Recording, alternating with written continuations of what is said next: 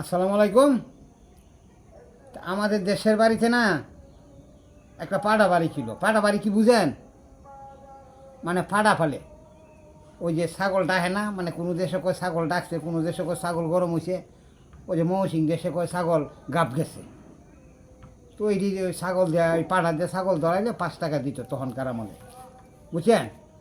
তখন আমি ওই দক্ষিণ পাড়া একটা ছেঁড়া ছাগল ডাকছে, ছেঁড়া 5 টাকা লই আইছে, ছাগল ধরাইতো, পাড়া দিয়ে ধরাইব। তখন করছি কি আয় দেহে যে মহিলা পাটাটা পালে পাটা রাখে, মহিলা কাছে পিছিয়ে নাই, পাটাটা ঠিকই আছে। সারাই কি কেউ সস্ত করে ছাগলটার পাড়ার সামনে এনে দেখা দিয়ে দিছে, ছাগলে তো কাম বাগাই দিছে, পাটাই তো কাম বাগাই দিছে। তো সারাই সাইয়ে দেখে কোন নাই, ছাগল হয়ে যাইতেছে।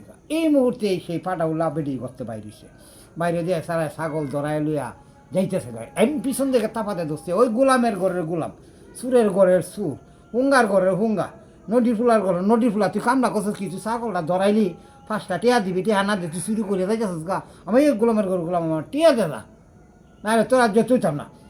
সারাই কি কইছে, সারাই বেড়াই তুমি চিল্লা পাল্লা করো করে, তোমার ছাগলে তোমার ফাটায় আমার ছাগলে যেতানি মাল বিকতে দিছে, আমিও তোমার বিকতে এতানি মাল দিলাম, তুমি আমার ঘরে লয়ে যাও। তো চিল্লা পাল্লা করে না, এই চিল্লা পাল্লা আমার ভাল লাগে না।